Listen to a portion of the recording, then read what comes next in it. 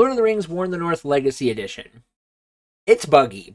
That's a fact. People have talked about bugs in multiple different areas, from netcode not working to moments that I experienced in my review. There's a link to that review down in the description below. And Aspyr has talked about more Lord of the Rings games being on the horizon. Is that actually a good thing? I know that this is a tough video to make because if you know me, you know that I am a huge proponent for bringing the classic Lord of the Rings games back. I'm wanting these remasters. This is a thing that I'm wanting. But I'm wanting them in a way that works. I'm wanting them to be smooth. I'm wanting them to not have as many bugs. And the War in the North Legacy Edition, as fun as it has been, and the ability to go about that story and re-experience it with some new mechanics and things like that, is awesome. But they've introduced so many new bugs that aren't good bugs that makes me more worried about what these other Lord of the Rings remasters are going to be like. Aspyr is going to be riding the hype train of, these are the remasters that we have. They're coming back in beautiful new graphics. You can see them updated. You can see these new features that we're adding. All of these incredible new things. But the game is going to function horribly.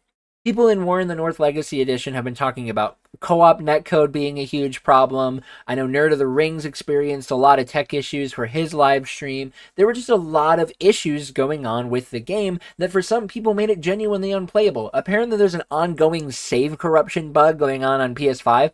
I encountered the most random crash ever during a speedrun of mine.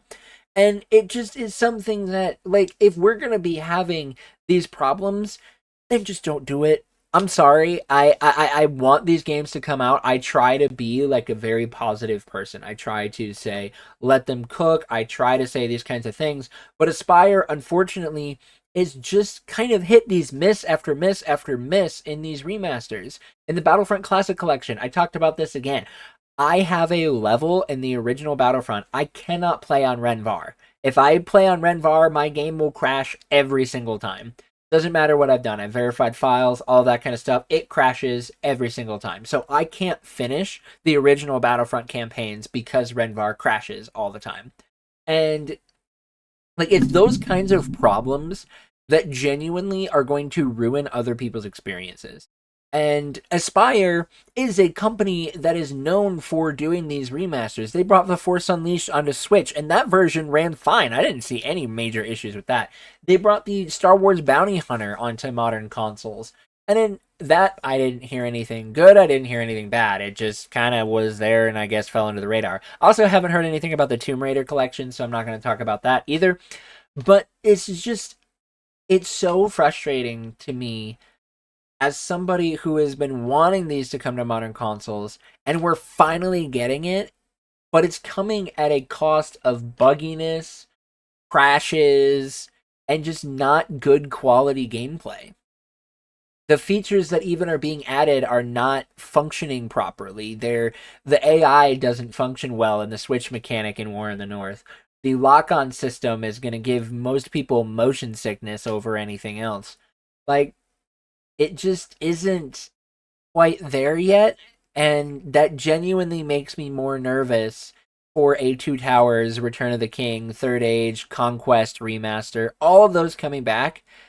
I get so scared because War in the North is a wonderful game. I've always thought it's a wonderful game. I've never thought it was perfect, but I've thought it's wonderful.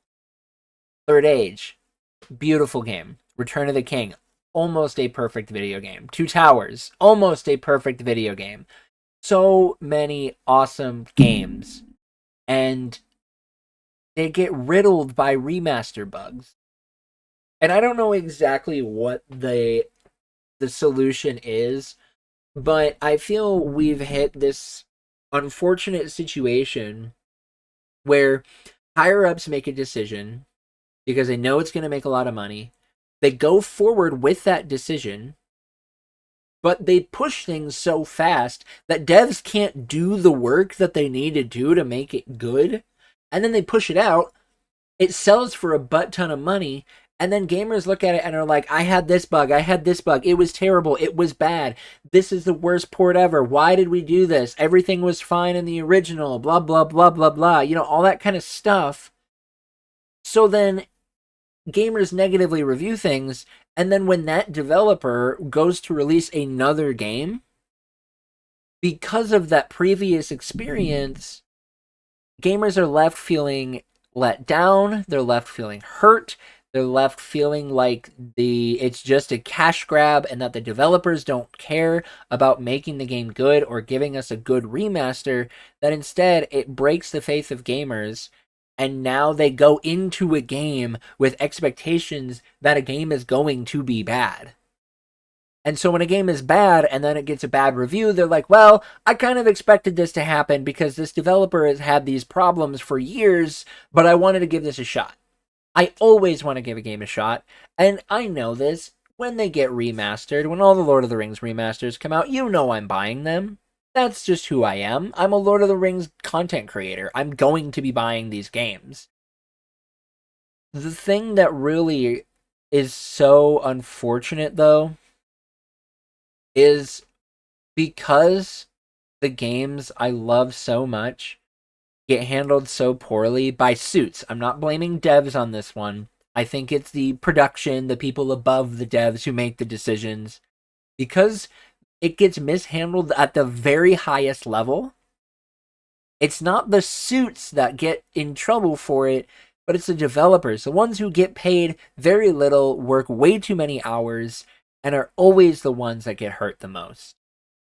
Now, to the executives at Aspyr who are wanting to remaster all of these games and bring them forward, first of all, thank you for doing that. Second of all, we don't need it rushed. I know we want them soon, but please make sure that they are not a complete buggy mess.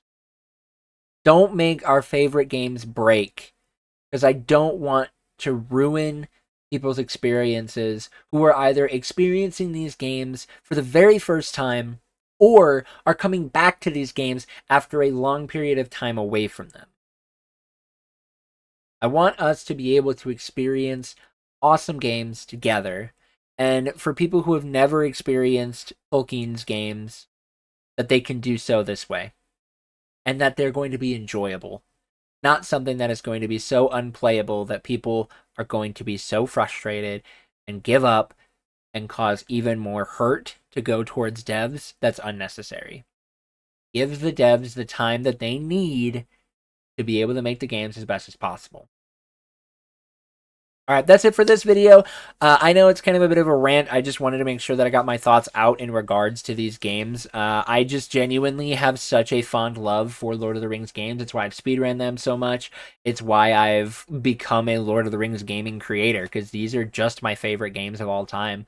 And I love them, and I want to see them shine.